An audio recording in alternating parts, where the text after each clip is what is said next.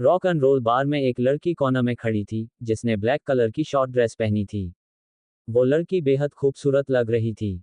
वो लड़की बस मुस्कुराते हुए अपनी ग्रे आईज से आसपास देख रही थी। वही उसकी फ्रेंड स्टेज पर डांस कर रही थी।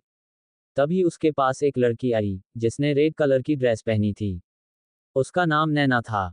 नैना उस लड़की का हाथ पकड़कर बोली, बानी चल ना डांस करते हैं, क्या यहाँ अकेली खड़ी है। जो लड़की डांस फ्लोर के सामने एक कोने में चुपचाप खड़ी थी, उसका नाम बानी मेहरा था, और जो उसे डांस फ्लोर पर बुला रही थी, वो थी बानी की दोस्त नैना। बानी मेहरा एक 19 साल की लड़की थी, जो अभी सेकंड ईयर में पढ़ रही थी। वो दिखने में बेहद ही खूबसूरत थी। बानी की फैमिली में उसकी माँ प्रिया और एक छोटा भाई सोमांश था। बानी आज अपने दोस्तों के जिद करने पर पहली बार उनके साथ बाहर घूमने आई थी। नैना बानी की बेस्ट फ्रेंड थी और एक रिच फैमिली से बिलोंग करती थी, इसलिए वो मुंबई के सबसे महंगे बार में आए थे। बानी एक नज़र आसपास देखकर बोली, नहीं नैना, तुम सब डांस करो, मुझे नहीं करना। नैना ने कई बार कहा, पर बानी हर बार मना कर देती। हार मानकर नैना वापस चली गई। वही उसी बार के एक प्राइवेट रूम में एक आदमी सोफे पर किसी राजा की तरह बैठा था, जिसकी उम्र लगभग 26 साल होगी। उसके आसपास दो लोग खड़े थे। उस आदमी का नाम रेयांश ओबरॉय था, जो पूरे एशिया ही नहीं बल्कि दुनिया पर राज करने वाला एक हार्टलेस माफिया था। कहने को वो एक बिजनेसमैन था, पर सबको पता था कि वो अंडरवर्ल्ड का किंग है। रेयांश दिखने में बहुत हैंडसम था, जिसकी हाइट 6 फीट 1 इंच थी और आंखों का रंग गहरा नीला था। पर उसे देखने की हिम्मत किसी में नहीं थी, क्योंकि वो दिखने में जितना हैंडसम था, उससे कहीं ज्यादा खतरनाक था। रेयांश अपनी कोल्ड वॉइस में बोला, डील कैंसिल। ये सुनकर सामने बैठा विनय बिरला घबराते हुए बोला, मिस्टर ओबरॉय, प्लीज ऐसा मत करिए, मैं बर्बाद हो जाऊंगा। रेयांश ने एक नज़र विनय को देखकर अपने साइड में खड़े शेरा को इशारा किया और उस रूम से निकल गया। शेरा रेयांश का राइट हैंड था और उसके लिए जान देने के लिए भी तैयार रहता था।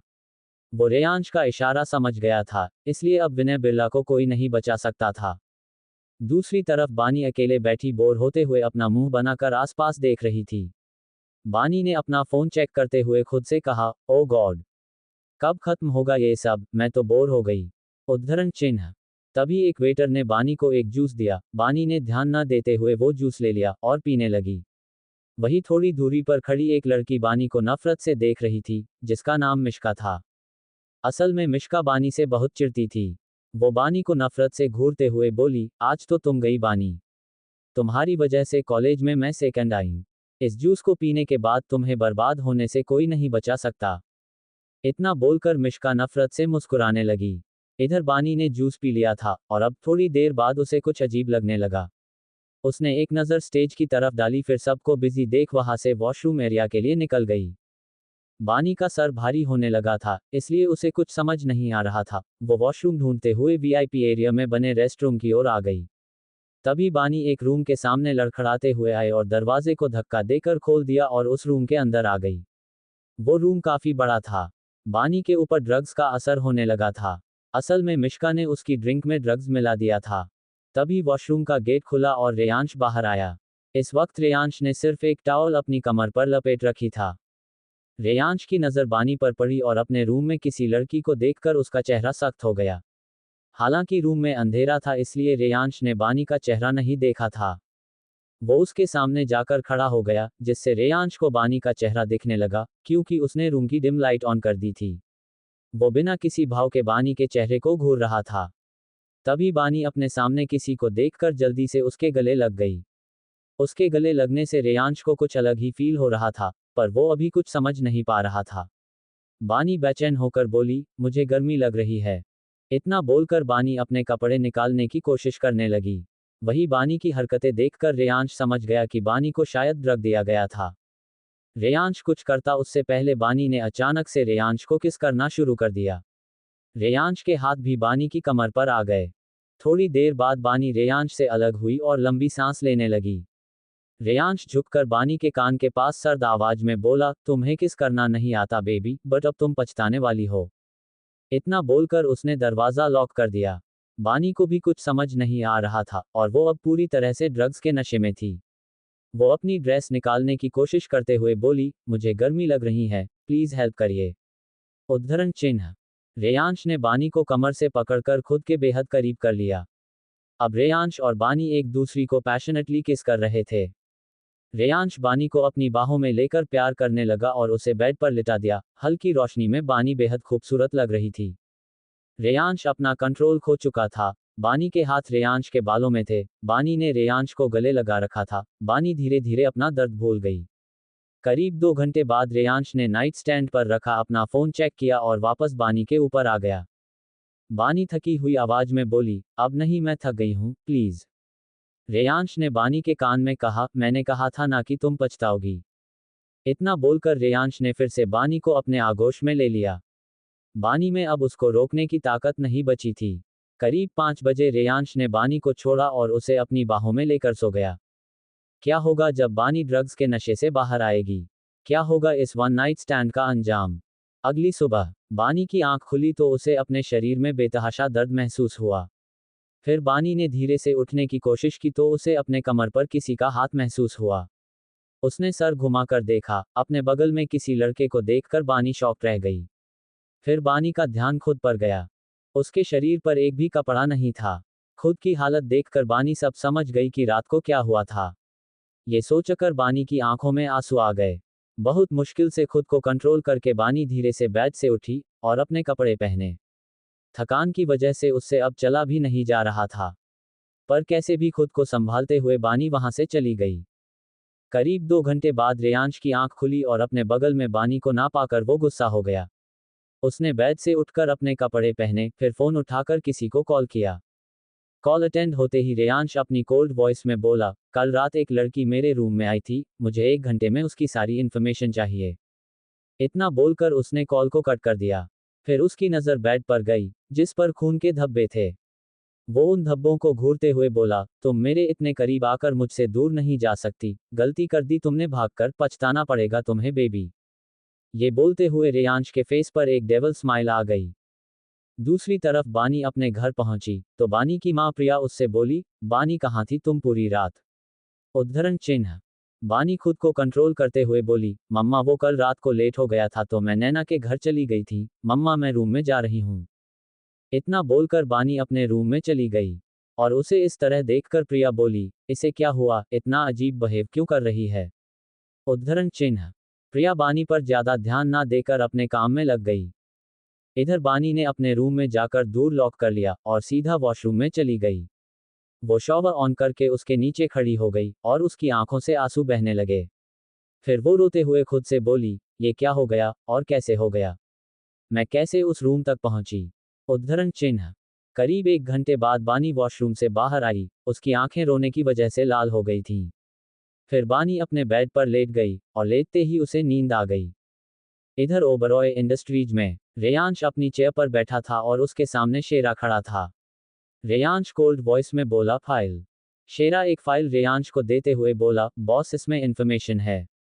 उद्धरण चिन्ह। रेयांश ने वो फाइल ले ली और शेरा को इशारा किया। शेरा तुरंत बोला, बॉस उनका नाम बानी मेहरा है और वो 19 साल की है। घर में माँ और एक 15 साल का भाई हैं। बाप नहीं है, अभी बिजनेस मैनेजमेंट की पढ़ाई कर रही है और सेकंड ईयर में है। फिर थोड़ा रुककर आगे बोला, ये हमारे ऑफिस में पार्ट टाइम जॉब करती है। उद्धरण चिन्ह। शेरा की ये बात सुनकर रेयांश शेरा को देखने लगा। फिर कुछ सोचने के बाद बोला, बानी को मेरी पर्सनल असिस्टेंट की पोस्ट पर अपॉइंट करो। रेयांश की बात सुनकर शेरा कुछ पल के लिए हैरान हुआ, फिर अपना सर हाँ में हिलाकर चला गया। उसके जाते ही रेयांश बानी की फोटो देखते हुए बोला, कल तुम मेरे सामने होगी, तुम्हें पता है, मैं अभी भी तुम्हारी खुशबू महसूस कर पा रहा हूँ।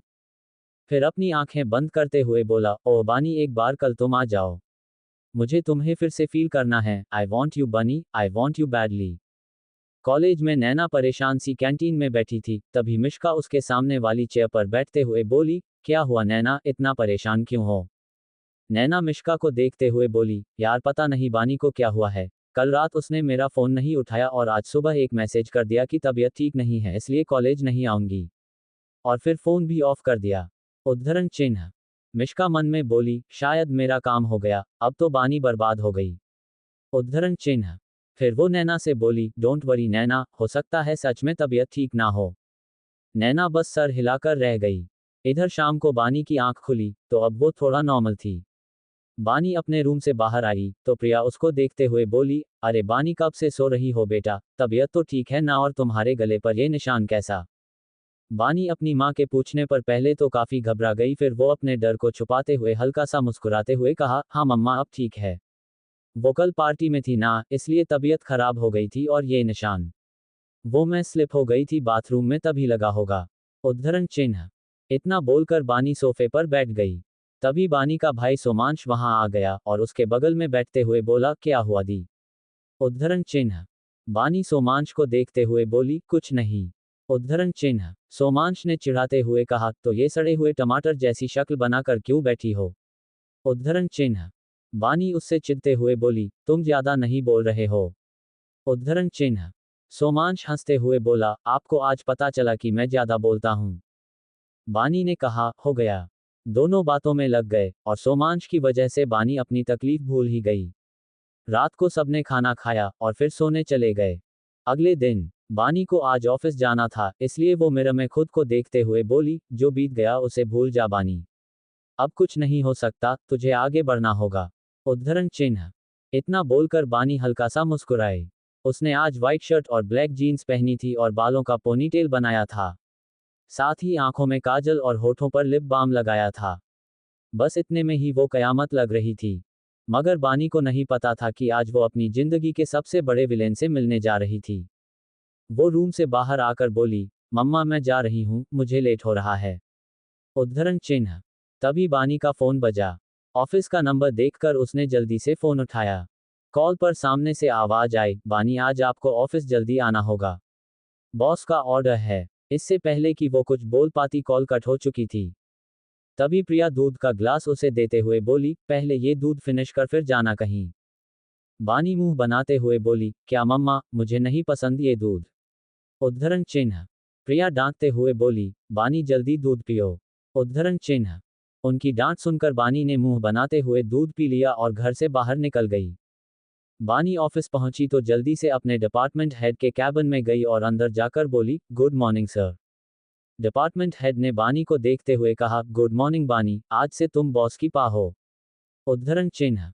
बानी हैरान होते हुए बोली, लेकिन सर इतनी बड़ी पोस्ट मुझे क्यों दी जा रही है? उद्धरण चिन्ह। डिपार्टमेंट हेड बानी को देखते हुए बोला, ये तो मुझे भी नहीं पता, ऑर्डर आया है तो मानना पड़ेगा ही। तुम टॉप फ्लोर पर जाओ। उद्धरण चिन्ह। बानी सर हिलाते हुए बोली, ऑक सर। इतना बोलकर बानी कैबिन से बाहर चली गई। वो डायरेक्ट टॉप फ्लोर पर गई और बॉस के कैबिन के सामने खड़ी हो गई। फिर गहरी सांस लेकर दूर नॉक किया। अंदर से एक सर्द आवाज आई, कम इन।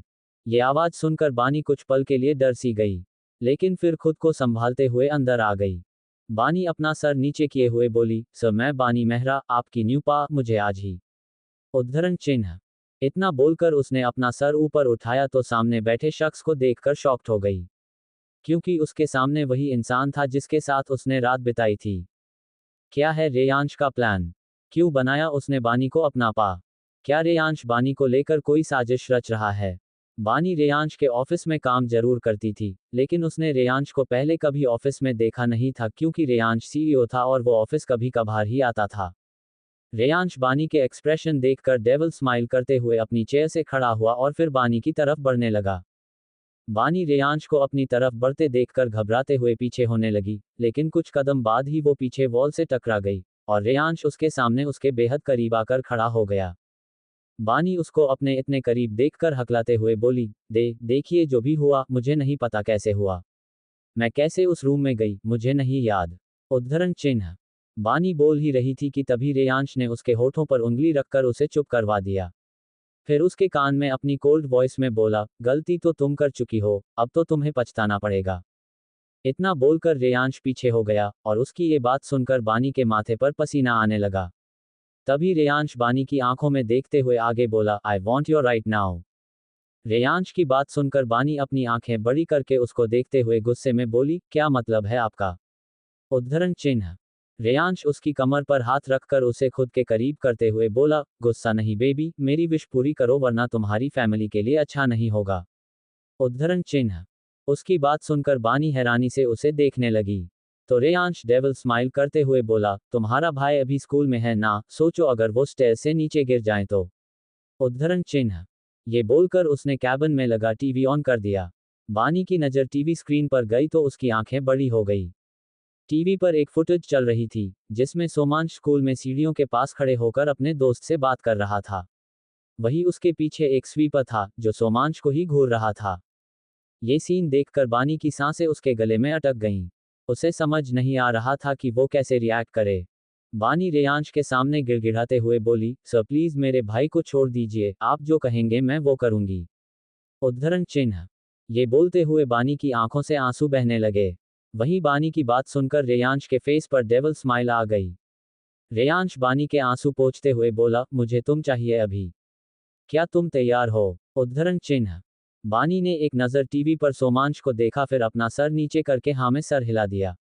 बानी के पास हाँ करने के अलावा और कोई रास्ता नहीं था। वो किसी भी कीमत पर अपने भाई को नहीं खो सकती थी। तभी रेयांश बानी का हाथ पकड़कर उसे अपने केबिन से ही अटैच प्राइवेट रूम में ले गया। फिर उसको कमर से पकड़ते हुए बोला, तुम्हें मेरा साथ देना होगा बेबी। उद्धरण चिन्ह। रेयांश की बात सुनकर बानी ने सर उठाकर नफरत से उसे देखा। पर रेयांश को बानी की नज़रों से कोई फर्क नहीं पड़ रहा था। रेयांश बानी की आंखों में देखते हुए उसके होठों की तरफ बढ़ गया और उसके होठों पर अपने होंठ रख दिए। साथ ही दोनों की आंखें बंद हो गई। रेयांश बानी को पागलों की तरह किस कर रहा था और मजबूरी में बानी को भी उसका साथ देना पड़ रहा था। बानी के हाथ रेयांश के बालों में आ गए थे और वो भी रेयांश को किस कर रही थी। बानी गहरी सांसें ले रही थी, वो कुछ रिएक्ट करती उससे पहले रेयांश ने उसको बेड पर धक्का दे दिया। बानी सीधे बेड पर पीठ के बल जा गिरी, साथ ही रेयांश खुद भी उसके ऊपर आ गया।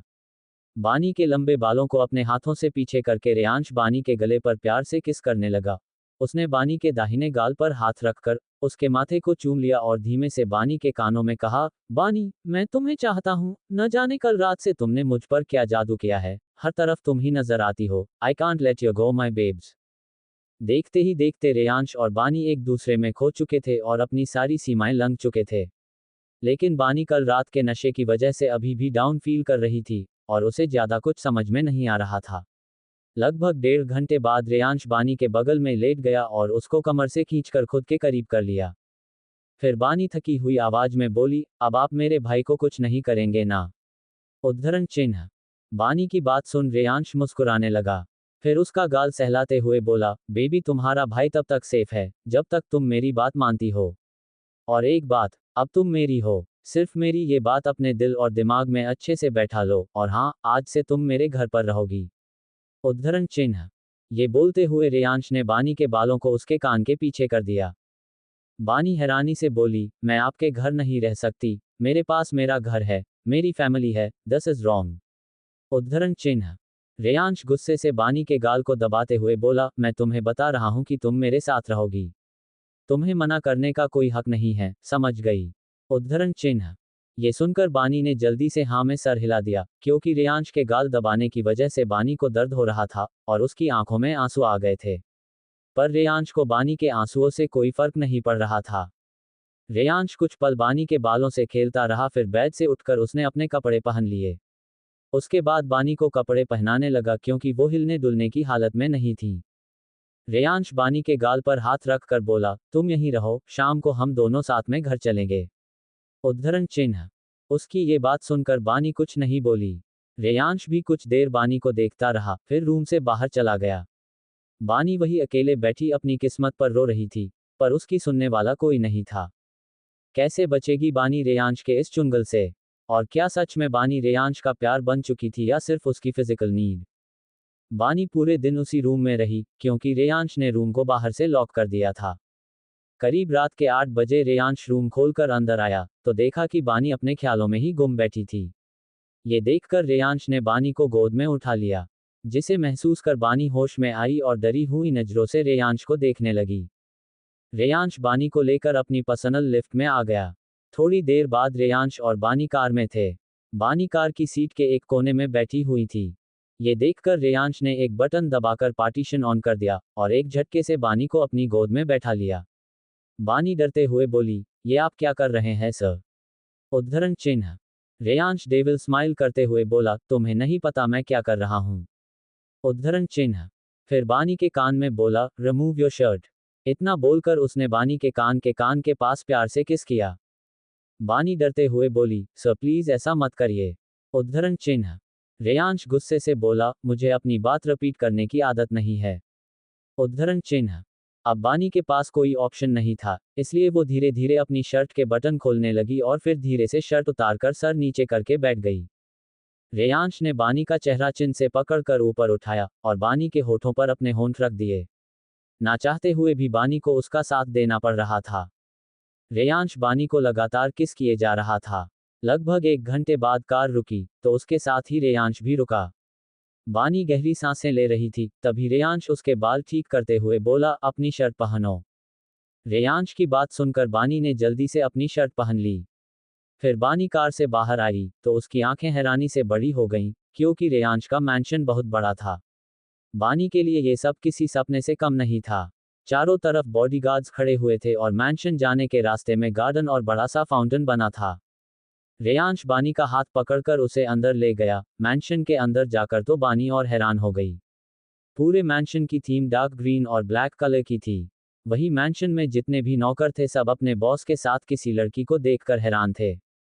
रेयांश बानी को सीधे अपने रूम में ले गया, फिर उसका हाथ छोड़कर वॉशरूम चला गया। उसके जाने के बाद बानी ने अपनी मम्मा को कॉल किया। कॉल उठते ही बानी बोली, मम्मा। प्रिया परेशान होते हुए बोली, बानी कहाँ हो तुम? उद्धरण चिन्ह। इससे पहले कि वो कुछ बोल पाती उसे कुछ आवाज सुनाई दी जिससे बानी और भी ज्यादा डर गई और उसके हाथ से मोबाइल छूट गया।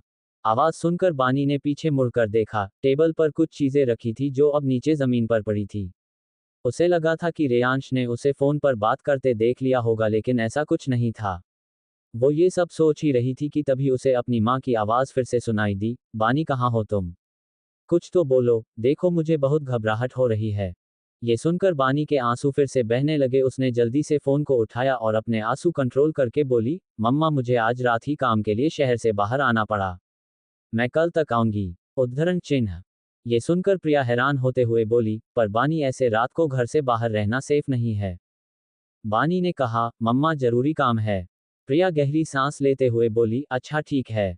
बानी बोली, मम्मा सोमांश कैसा है? उद्धरण चिन्ह। प्रिया मुस्कुराते हुए बोली, ठीक है, और अब तो वो सो गया वरना तुम्हारी बात करवा देती। उद्धरण चिन्ह। बानी हल्की मुस्कुराहट के साथ बोली, कोई बात नहीं, अब मैं फोन रखती हूँ।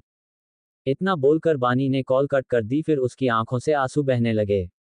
तभी वॉशरूम से रेयांश की आवाज आई। रेयांश अंदर से बोला, बानी मेरे पास आओ। उद्धरण चिन्ह। उसकी बात सुनकर बानी डरते हुए वॉशरूम के गेट के पास आई। तभी रेयांश ने गेट खोलकर उसको अंदर खींच लिया। बानी रेयांश को शावर के नीचे भीगते हुए देखकर शर्मा गई। रेयांश ने उसको शॉवर के नीचे खड़ा कर दिया और शॉवर ऑन कर दिया। बानी ने शर्म से अपनी नजरें झुका रखी थी। तकरीबन 1 घंटे बाद रेयांश बाथरोब पहनकर बाहर आया। बानी भी उसके पीछे बाहर आई। बानी को देखकर रेयांश ने कहा, गीले बालों में तो तुम और भी कयामत लगती हो। बड़ी फुर्सत से बनाया है तुम्हें ऊपर वाले ने, पर सिर्फ और सिर्फ मेरे लिए। रेयांश की बात सुनकर बानी ने अपनी आंखें नीचे कर ली। फिर रेयांश ने एक बेल बजाई, तो थोड़ी देर में एक मेड खाने की ट्रॉली लेकर आए और ट्रॉली रूम में छोड़कर चली गई। बानी को सब कुछ बहुत अजीब लग रहा था, पर वो कुछ कर नहीं सकती थी। फिर रेयांश बानी के बगल में बैठ गया और रेयांश बानी के चेहरे को देखते हुए बोला, खिलाओ मुझे। रेयांश की बात सुनकर बानी कुछ पल रेयांश को देखती रही, फिर उसे अपने हाथ से खिलाने लगी। रेयांश ब्लैंकेट के अंदर अपना हाथ डालकर बानी की कमर को सहला रहा था। क्योंकि बानी कुछ कर नहीं सकती थी, इसलिए वो चुपचाप बैठी थी। थोड़ी देर बाद रेयांश ने भी बानी को खाना खिलाया। खाना खाने के बाद रेयांश ने फिर से बेल बजाई और कुछ ही पलों में एक मेड आकर ट्रॉली ले गई। फिर रेयांश अपना बाथरोब उतारकर बानी के बगल में लेट गया और बानी को अपनी बाहों में खींचकर उसके बाल सहलाने लगा। बानी हिम्मत करके बोली, आप मुझे कब छोड़ेंगे? उद्धरण चिन्ह। उसकी ये बात सुनकर रेयांश के हाथ रुक गए। फिर उसने बानी के बालों को अपनी मुट्ठी में पकड़कर उसका चेहरा अपने चेहरा के करीब कर बोला, अपने दिमाग से मुझसे दूर जाने का ख्याल निकाल दो, क्योंकि वो पॉसिबल नहीं है। उस रात तुम खुद मेरे करीब आई थी, पर अब तुम मुझसे कभी दूर नहीं जा सकती। रेयांश की इतनी गुस्से भरी आवाज सुनकर बानी डर गई और उसकी आंखों में आंसू आ गए। बानी की आंखों में आंसू देखकर रेयांश उसे डराते हुए बोला, मैंने तुम्हें रोने की इजाजत नहीं दी, सो स्टॉप क्राइंग। उसकी यह बात सुनकर बानी बिल्कुल चुप हो गई। फिर रेयांश ने बानी को अपने सीने से लगाकर अपनी आंखें बंद कर ली। उसके सीने से लगकर बानी कुछ देर सिसकती रही, फिर उसे भी नींद आ गई। क्या बानी रेयांश के कैद से आज़ाद हो पाएगी? क्या बानी यूं ही रेयांश के अत्याचार को सहती रहेगी? अगली सुबह बानी की आंख खुली तो उसने खुद को रेयांश की बाहों में पाया। वो उसके चेहरे को कुछ पल देखती रही, फिर रेयांश का हाथ अपनी कमर से हटाने लगी। तभी रेयांश ने बानी को अपनी तरफ खींच लिया और बानी रेयांश के सीने से जा लगी। फिर वो एक झटके में बानी के ऊपर आ गया। बानी हैरानी से रेयांश को देख रही थी। फिर रेयांश बानी के गाल पर किस करते हुए बोला, कहाँ जा रही तुम? बानी डरते हुए बोली, वो मैं वॉशरूम। बानी इससे आगे कुछ बोलती उससे पहले रेयांश ने उसके होठों पर अपने होंठ रख दिए। बानी रेयांश से छूटने की कोशिश कर रही थी, पर उसकी सारी कोशिशें बेकार थी। करीब 15 मिनट्स बाद रेयांश ने बानी को छोड़ा। बानी के होठ लाल हो गए थे, वो लंबी लंबी सांसें ले रही थी। फिर रेयांश बोला, मेरी इजाजत के बिना तुम मेरे बेड से भी नहीं उठ सकती, समझ गई? उद्धरण चिन्ह। उसकी बात सुनकर बानी ने हाँ में सर हिला दिया। फिर रेयांश बानी के ऊपर से उठ गया और बानी को गोद में उठाकर वॉशरूम में चला गया। उसने बानी को बाथटब में लिटा दिया और खुद उसके बगल में लेट गया। बानी को नहीं पता था कि रेयांश उसे वॉशरूम में भी नहीं छोड़ेगा। करीब 1.5 घंटे बाद रेयांश बानी को गोद में उठाकर वॉशरूम से बाहर आया। उसने बानी को बेड पर बिठाया और खुद कपड़े पहनने के लिए क्लोजेट रूम की तरफ चला गया। थोड़ी देर बाद रेयांश बानी के लिए कपड़े लेकर वापस आया। फिर उसने बानी से कोल्ड वॉइस में कहा, अभी मेरे सामने कपड़े पहनो। उद्धरण चिन्ह। रेयांश की बात सुनकर बानी की आंखें नम हो गई, पर वो कुछ कर नहीं सकती थी। बानी ने खड़े होकर अपना बाथरोब उतार दिया, फिर एक एक करके सारे कपड़े पहन लिए। उसने एक रेड कलर की पतली सी स्ट्रिप वाली टॉप और उसके साथ ब्लैक मिनी स्कर्ट पहनी थी। रेयांश बानी के पास आकर उसे ऊपर से नीचे तक घूरता रहा, फिर उसका हाथ पकड़कर नीचे ले गया। बानी अपना सर नीचे किए हुए चुपचाप रेयांश के पीछे चले जा रही थी। रेयांश डाइनिंग एरिया में आकर अपनी चेयर पर बैठ गया, फिर उसने बानी को अपनी गोद में बैठा लिया। वहां बहुत सारे नौकर भी थे, जिनकी वजह से बानी बहुत अनकंफर्टेबल फील कर रही थी। इसलिए वो धीरे से बोली, सर प्लीज मुझे छोड़िए। उद्धरण चिन्ह। रेयांश बानी की कमर पर अपनी पकड़ कसते हुए बोला, बेबी मैं तुम्हें कभी नहीं छोड़ने वाला, एंड डोंट वरी, मेरे सिवा तुम्हें देखने की हिम्मत किसी में भी नहीं है। इतना बोलकर रेयांश ने सारे नौकरों को एक नज़र देखा।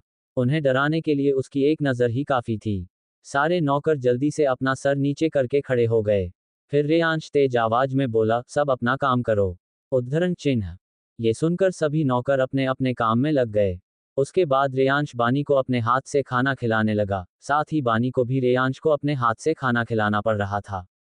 खाना खाने के बाद रेयांश बानी को वापस रूम में ले आया और उसके होठों को सहलाते हुए बोला, बेबी मैं जा रहा हूं, तुम आज आराम करो। उद्धरण चिन्ह। बानी डरते हुए बोली, मुझे कॉलेज जाना है।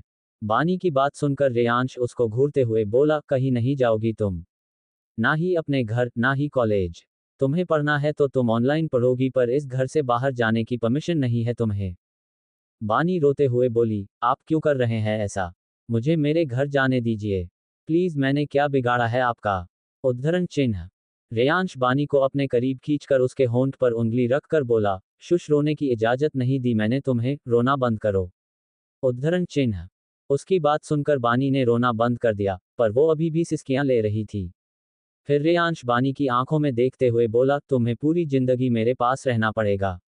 ये बात अपने छोटे से दिमाग में बैठा लो। जिस पल तुम मेरे करीब आई थी, उसी पल तुम मेरी हो गई थी। समझ गई? उद्धरण चिन्ह। इतना बोलकर रेयांश गुस्से में वहां से चला गया। उसके जाने के बाद बानी एक बार फिर से रोने लगी और रोते हुए नीचे फर्श पर बैठ गई। उसे कुछ समझ नहीं आ रहा था कि वो क्या करे। थोड़ी देर बाद बानी का फोन बजा और बानी जल्दी से अपने आंसू पोंछकर अपना फोन ढूंढने लगी। उसको फोन बेड के साइड टेबल पर रखा मिला। उसने फोन पर फ्लैश हो रहे नाम को देखकर खुद को संभाला और फोन उठाते हुए बोली, हेलो। उद्धरण चिन्ह। नैना ने पूछा, बानी कहाँ है तू? और 2 दिन से तू मेरा फोन क्यों नहीं उठा रही है? उद्धरण चिन्ह। बानी बोली, वो मैं अभी ऑफिस के काम से मुंबई से बाहर हूँ। उद्धरण चिन्ह। ये सुनकर नैना बोली, पर तू तो न्यू एम्प्लॉय है ना? फिर बानी बात संभालते हुए बोली, हाँ वो इस बार न्यू एम्प्लॉयज को एक्सपीरियंस के लिए बाहर भेजा गया है। उद्धरण चिन्ह। नैना चिंता करते हुए बोली, पर तेरी क्लासेस? बानी बोली, वो मैं ऑनलाइन अटेंड कर लूंगी। उद्धरण चिन्ह। नैना मुस्कुराते हुए बोली, अच्छा चल ठीक है, लव यू यार। उद्धरण चिन्ह। बानी मुस्कुराते हुए बोली, लव यू टू। उद्धरण चिन्ह। इतना बोलकर बानी ने फोन रख दिया। एक बार फिर बानी की आंखों में आंसू आ गए। बानी खुद से बोली, मेरी आजादी छीन ली उस रात ने। मैं क्यों गई थी उस बार में? अगर नहीं गई होती तो मुझे इस इंसान को कभी देखना ही नहीं पड़ता। उधर ओबरॉय इंडस्ट्रीज में रेयांश अपनी चेयर पर बैठा था और उसकी आंखें गुस्से से लाल हो गई थीं। दरअसल रेयांश ने बानी का फोन टैप करवाया था, जिससे बानी किससे और क्या बात करती है, वो सब सुन सके, और बानी का किसी को लव यू बोलना रेयांश को पागल कर रहा था। रेयांश लैपटॉप की स्क्रीन को घूरते हुए बोला, इसकी सजा मिलेगी बेबी, तैयार रहना सजा के लिए। उद्धरण चिन्ह। इतना बोलकर रेयांश ने वो फुटेज बंद कर दी और अपने आप को शांत किया। आखिर कौन सी सजा देगा रेयांश बानी को? क्या बानी बचा पाएगी खुद को रेयांश के चंगुल से?